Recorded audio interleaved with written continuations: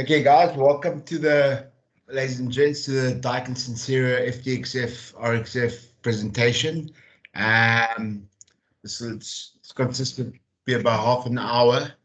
And then I'd just like to ask you guys to keep your mics off, and there'll be a Q&A after this. Okay, so the FTXF range is our latest low-spec entry-level unit, R32, that's come onto the market and replacing our 410 FTXB range.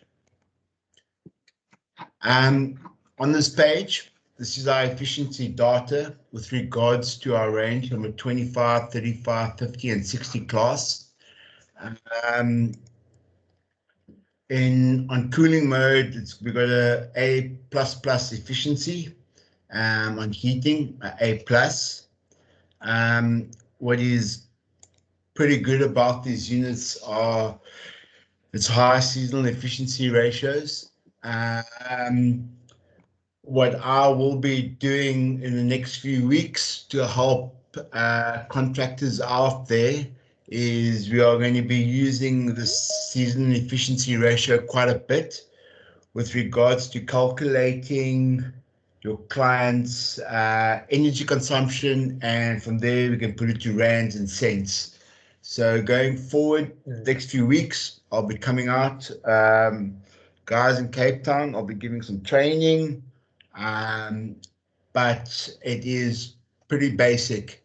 But this will help tremendously with being able to get a pretty accurate estimation to what your client's going to be paying in rands and cents.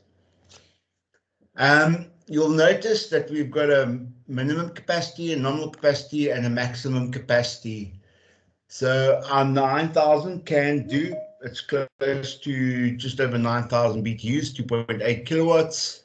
Our 3.5 kilowatt unit can do 3.8, close to 13 there.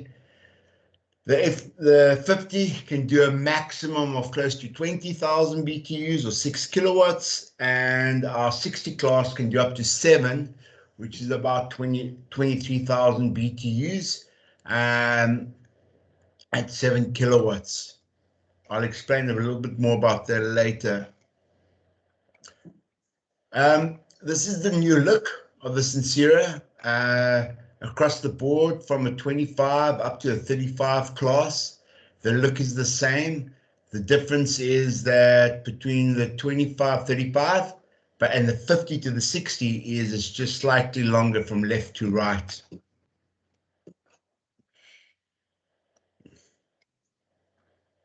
Okay, so we've got high seasonal efficiencies of A++ in cooling mode. Quiet operation down to 21 decibels, similar to a library. That's obviously on our lower units, we can get down to 21 dBA, which is more than acceptable for sleeping nighttime in a bedroom. It's practically inaudible. And I've heard these units run and they are very quiet. The other nice thing, due to it being R32, it's got 2/3 less of the environmental impact that 410A has on the global warming potential, and this leads to low energy consumption thanks to its high efficiency. We'll get more onto it later with regards to the online controller that is available across the board now on all these units. As before on the FTXB range, which we did have, it was not really a Daikin. We could get it to work, the 25 and the 35, on a Wi-Fi controller, but it was not an official combination. When we could not do it on the 50 and 60 class before, but now, fortunately, we have Wi-Fi compatibility across the board in all the class zones.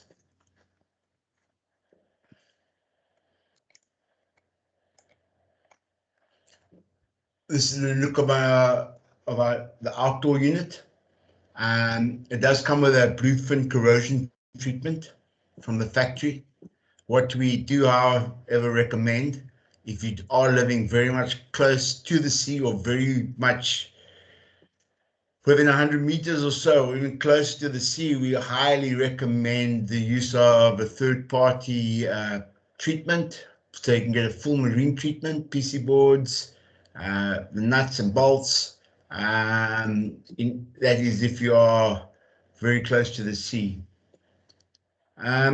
One thing that is very interesting with this unit, which is great, is we've got low ambient. So the outdoor temperature can go down to -10, and we will still be able to provide some cooling. And we got high ambient of plus 46 degrees where the unit can still operate. For now, in the range that we have got, the FTXF unit and the RXF, the condenser, are married pair. So currently it's a one-on-one, it's an outdoor pair application, and the condenser goes with the indoor. Not like some of our products where the condensers are compatible across some of the ranges. Okay. Fortunately for once, the remote controller on these units, very simple, very basic, easy to operate. The one disadvantage, which we have got here, it's got an on-off timer, but very simple. It's a countdown timer or rundown timer. There's no real-time clock on this controller. So basically, if you're going to bed and you want to switch it on in 8 hours time, when you go to sleep, you press on, you set it to 8 hours, and it'll work its way down. And after 8 hours, you'll either switch on or off, depending on how you set it. However, you'll see later, via the Wi-Fi adapter that you can get, with that application, we can do schedules for, then we're looking at a 365, 24/7 timer, which we can set on and off at different times, but we need the Wi-Fi adapter to do that. Okay, we're going to go across a few of these functions as we go along.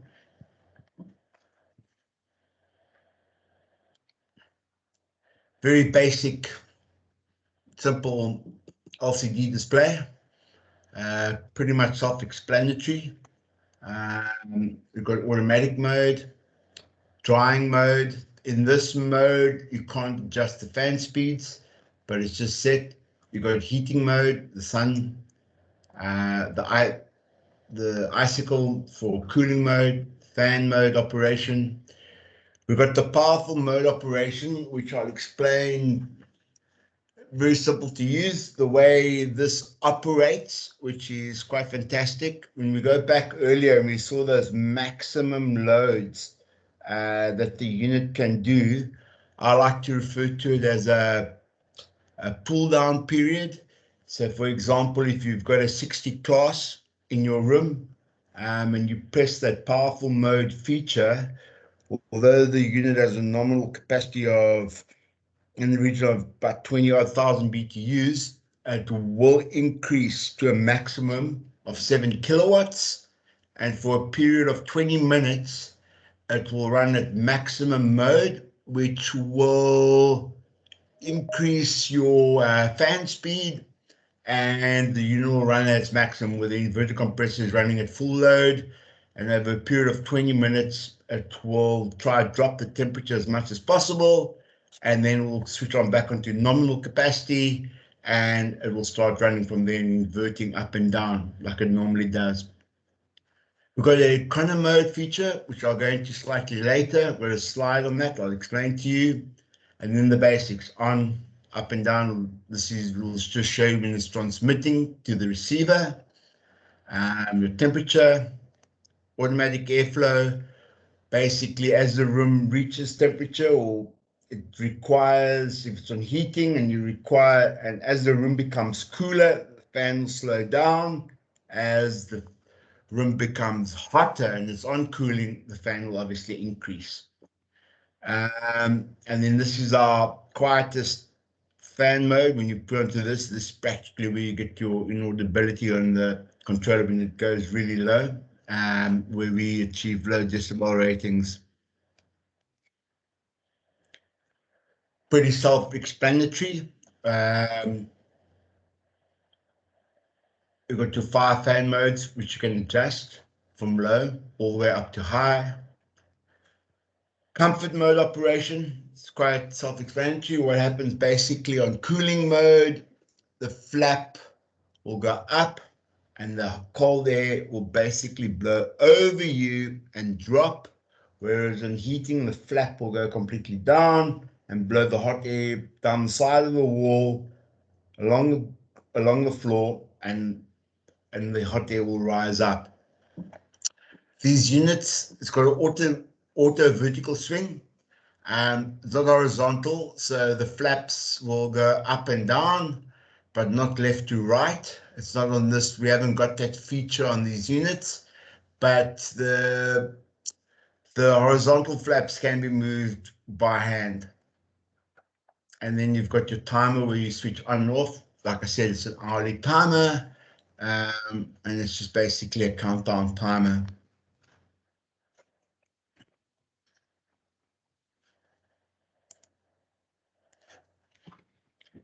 Okay, so basically, for those of you who don't know how the inverter machine works, and all our units that we have in our range now are inverter driven.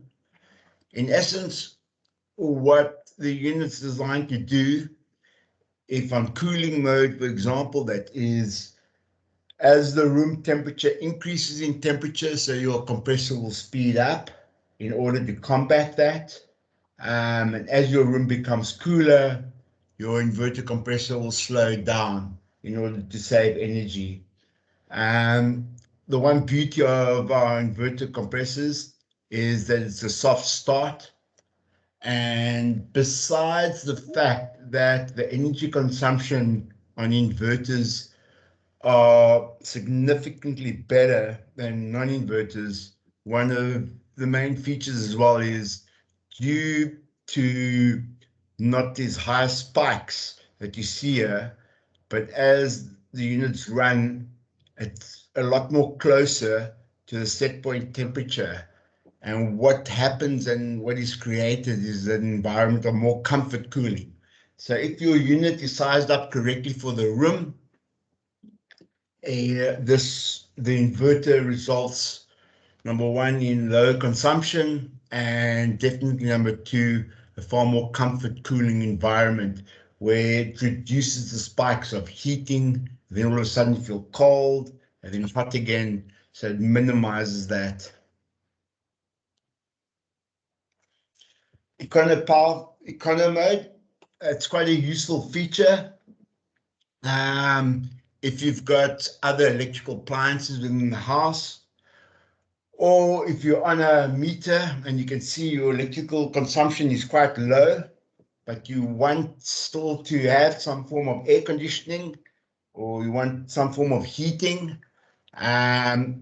what this mode does is it reduces the capacity of the unit by almost 30%, but it reduces the power input into your unit as well by 30%. So the compressor will not run more than 70% of what it's designed to do. So in doing so, you clients might have a dishwasher or somebody might be ironing on the same line. And this just helps if you've got a lot of appliances running in the house, but you're trying to save on power at the same time, but you still require a bit of cooling or heating. So what it does do is it will reduce your energy consumption, but just be aware that in econo mode, so the capacity will drop as well, which means it will take longer to cool or heat your room down. Sorry about that.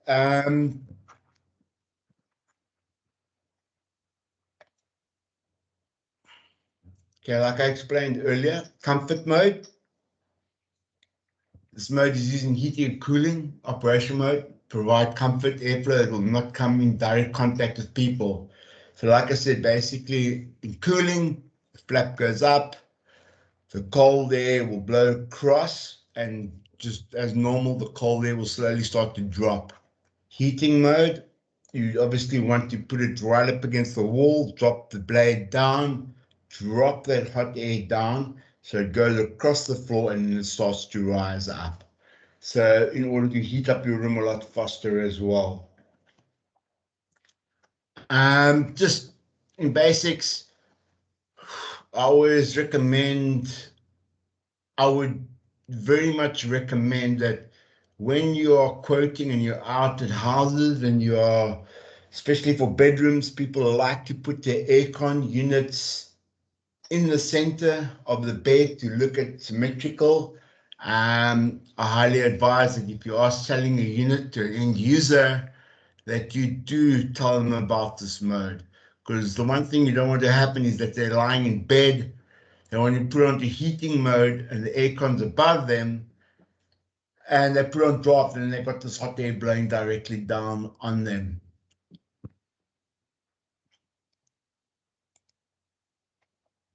Powerful mode, like I explained earlier, this is to drop the temperature in the room or increase the temperature in the room, depending on heating or cooling. This powerful mode will operate for maximum of 20 minutes. And in that time, it will try and heat and cool the room to its maximum ability, whether it's the fan will be on full fan speed, and the unit will run at its maximum cooling capacity or heating capacity that it can do. After 20 minutes, when it reaches temperature, it will just go back to its nominal capacity and just start inverting from there. Are you guys with me at the moment? I'm not going too fast, am I? Good. Yeah. It's all good, Yes. Daniel. It's fine. Okay, so I will Just mount joined in, but yeah. Okay, welcome. Our wall-mounted indoor units are equipped with Crossflow fan. Different parts are nicely welded together to maximize the airflow and limit the air friction and sound. I've heard these units run, and for me, they are very quiet. For me, for once, I'm quite impressed with this low spec or entry-level unit that we've brought into the market now, because there's uniformity all across. And you'll see as I start going to the next slides where the beauty of these machines that we're bringing out, we've got Wi-Fi compatibility, a simple controller, but from the 25 to the 60, basically it's all the same. I have not worked with this yet, but it is possible to set up that with the Wi-Fi option on your unit via using Alexa or Google Assistant. You have the capability of now being able to connect up and just talk to either Alexa or Google Assistant on your phone to switch your unit on or off or increase its temperature. So this is another functionality that we have got now on these units via Wi-Fi. Okay, so benefits: can access various features for controlling your unit, can manage the temperature, operating mode, and fans with interactive thermostat, create different operating schedules and modes, and you can monitor your energy consumption as well on these units to see how many kilowatt hours you're using. It is a useful feature, and your client can now see and have an idea of how much he or she is spending a week or a day or a month on this monitoring energy consumption.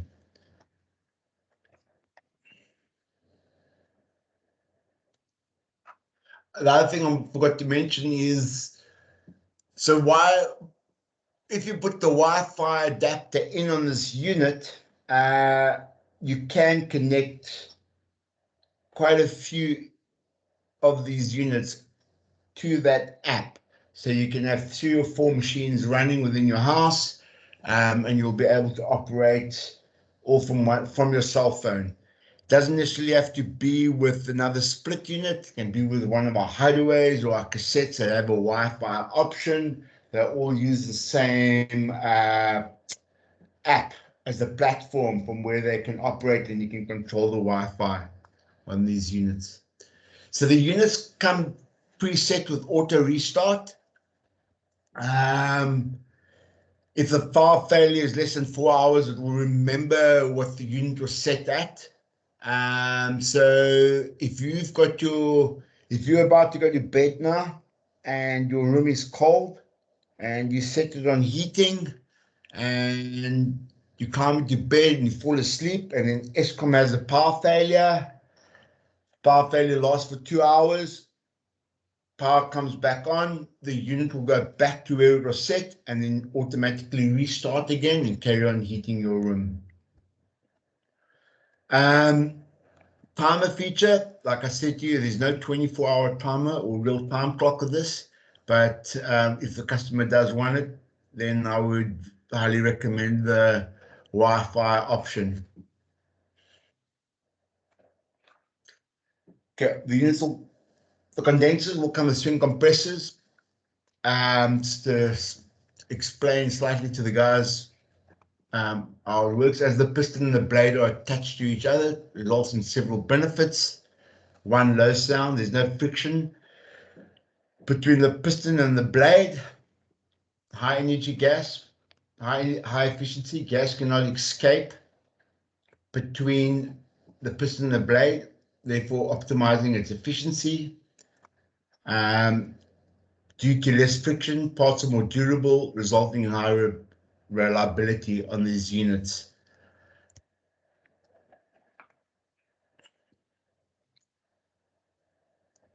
Okay, like I said now, like our FTXB range that we had previously, between the 35 and the 25 had different features to the 50 and the 60.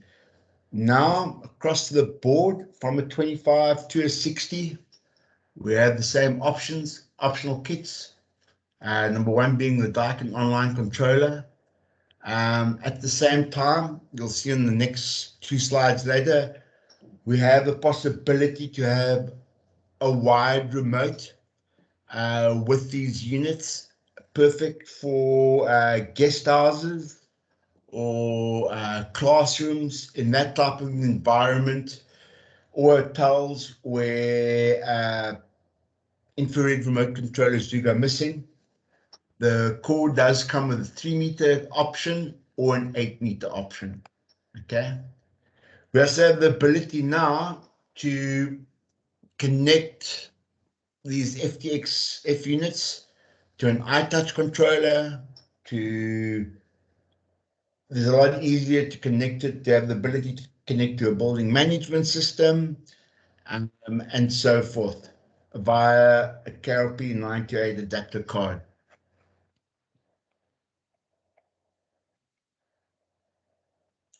Okay, this is the Wi-Fi adapter. Pretty easy to install. You open up the front of the cover, and there's almost like a little compartment where it clicks into, and you plug the lead into the PC board, and then basically from there you can set it up. So what would be highly recommended is if the guy has got Wi-Fi access at his house, you can connect onto his network. You open up an account, and now you can basically, wherever you are in the world and you've got internet access, you can access your unit. Like I said earlier, we can monitor your energy consumption, or you can monitor your tenant's energy consumption, depending on how you look at it, which might be I had a guy in Cape Town who had he had 4 BNBs, and he had quite a few of his machines running, and he would, if his customers couldn't know how to operate the AC unit or whatever, or his clients, they would phone him, and he'd just set from his phone. He'd just explain to them how to use it, or he set it onto heating or cooling. So it's quite a useful feature. Um, or when the tenants leave, you can automatically just switch off the units from wherever he is. So it is a useful tool if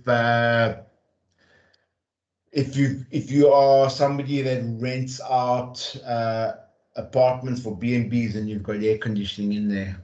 And obviously you can detect your failures remotely, and via the app we can start checking for weather conditions and forecasts nearby for the area of where that unit is. So it's quite useful. Just to go back, so that if all things go well, the average time to set up the controller from the time you plug it in, I would say anywhere between 10 to 15 minutes and you'll be up and running.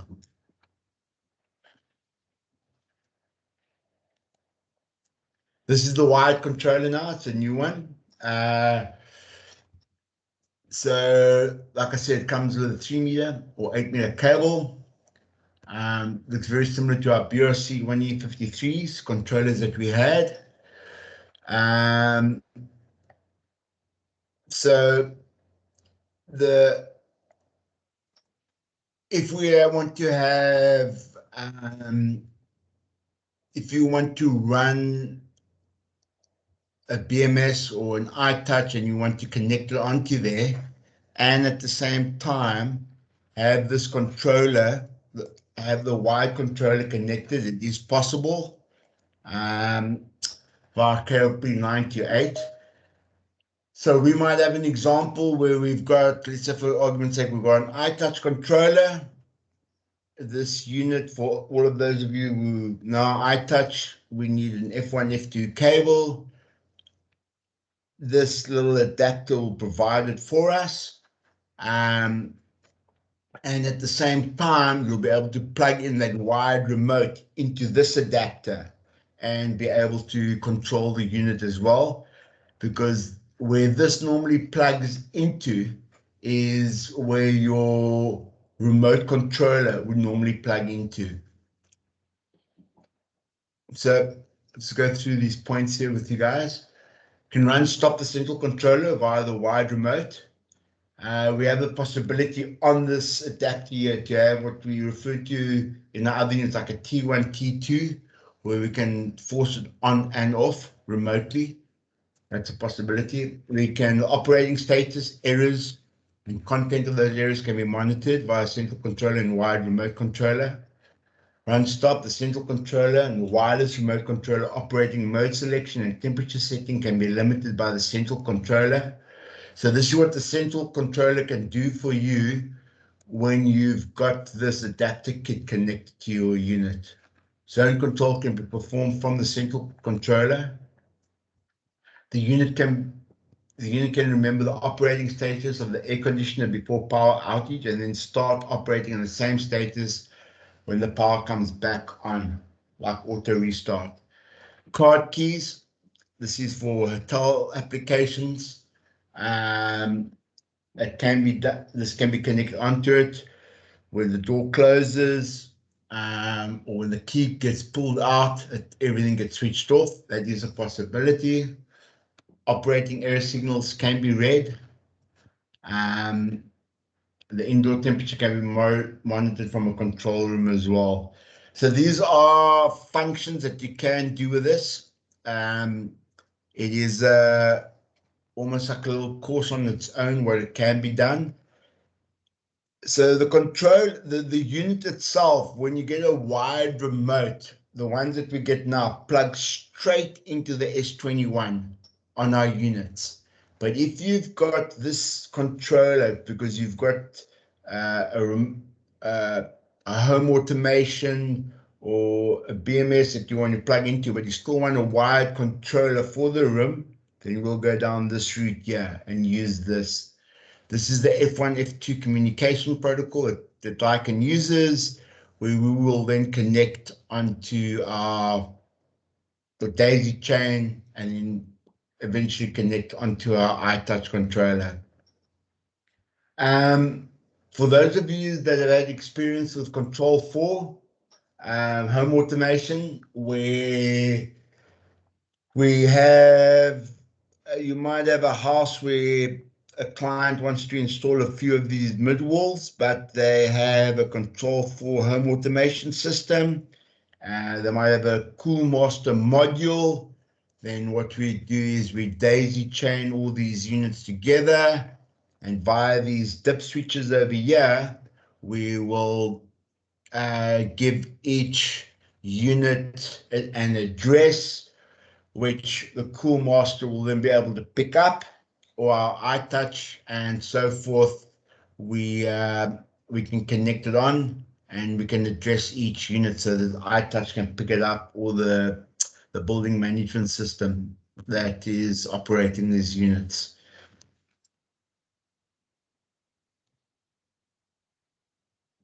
Okay, so we've basically come to the end. If there's any questions anybody would like to ask, I'll try my best to assist and answer you. Yeah, and thank you for your time and your effort for this evening. That's it. Thank you.